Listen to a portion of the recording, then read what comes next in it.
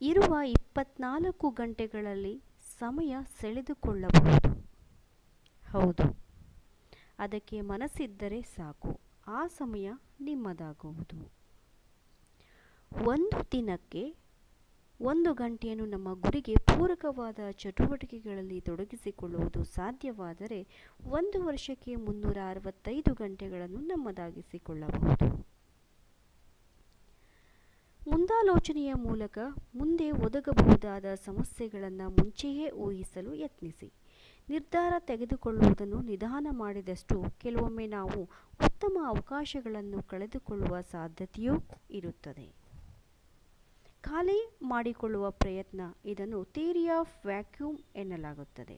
ಅನಗತ್ಯ ವಿಚಾರಗಳನ್ನು ತೆಗೆದುಹಾಕಿದಾಗ ಮಾತ್ರ ಅಗತ್ಯ ವಿಚಾರಗಳನ್ನು ತುಂಬಿಸಿಕೊಳ್ಳಲು ಸಾಧ್ಯ. 90 ಸೆಕೆಂಡುಗಳ ಮಹತ್ವ. ಹಲವು ಘಟನೆಗಳು ಕೇವಲ 90 ಸೆಕೆಂಡುಗಳದ್ದಾಗಿರುತ್ತದೆ. ಆ ಸೆಕೆಂಡುಗಳ ಬಗ್ಗೆ ಅರಿವಿದ್ದು ಸೂಕ್ತ ನಿರ್ಧಾರಗಳನ್ನು ತೆಗೆದುಕೊಳ್ಳಬೇಕು. ಕೆಲವು ಅಪರಾಧಗಳು 90 ಸೆಕೆಂಡುಗಳಲ್ಲೇ ಕೋಪದಲ್ಲಿ ಜರುಗಬಹುದು. ಸಮಯ ಹೇಗೆ ನಿರ್ವಹಿಸಬೇಕು? ಕೆಲಸ ಕಾರ್ಯಗಳನ್ನು ಪಟ್ಟಿ ಮಾಡಿಕೊಂಡು ಪ್ರಾಧಾನ್ಯತೆ ನೀಡುವುದು.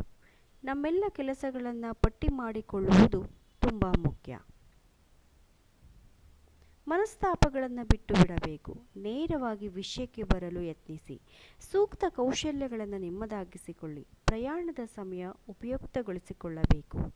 ಆರೋಗ್ಯದ ಕಡೆಗೆ ನಿಗಾವಹಿಸಬೇಕು. ಆಗುವುದಿಲ್ಲ ಎನ್ನುವುದನ್ನು ಸ್ಪಷ್ಟವಾಗಿ ಹೇಳುವುದನ್ನು ಕಲಿಯಿರಿ. ಸರಿಯಾಗಿ ಆಲೈಸುವಿಕೆ ಇರಬೇಕು. ಸೋಲೇ ಗೆಲುವಿನ ಮೆಟ್ಟಿಲು. ನಿಮ್ಮ ಸುತ್ತಮುತ್ತಲಿನವರಿಗೂ ತಿಳುವಳಿಕೆ ನೀಡಿ. ಸಮಯ ನಿರ್ವಹಣೆಗೆ ಮಾದರಿ ನೀವೇ ಆಗಿ. ದುರಭ್ಯಾಸಗಳಿಂದ ದೂರವಿರಿ. ನಕಾರಾತ್ಮಕತೆಯಿಂದ ದೂರವಿರಿ. ಮರೆಯುವಿಕೆಯಿಂದ ದೂರವಿರಿ. ಮಾಡುವ ಪ್ರತಿಯೊಂದು ಕಾರ್ಯದ ಬಗ್ಗೆ ನಿಗಾ ಇಟ್ಟು ಶ್ರದ್ಧೆಯಿಂದ ನಿರ್ವಹಿಸಿ. ಕೆಲವೊಂದು ಶಿಸ್ತುಗಳನ್ನು ನಾವು ಪ್ರತಿನಿತ್ಯ ಪಾಲಿಸಿದ್ದಲ್ಲಿ ಯಶಸ್ಸು ಖಚಿತ.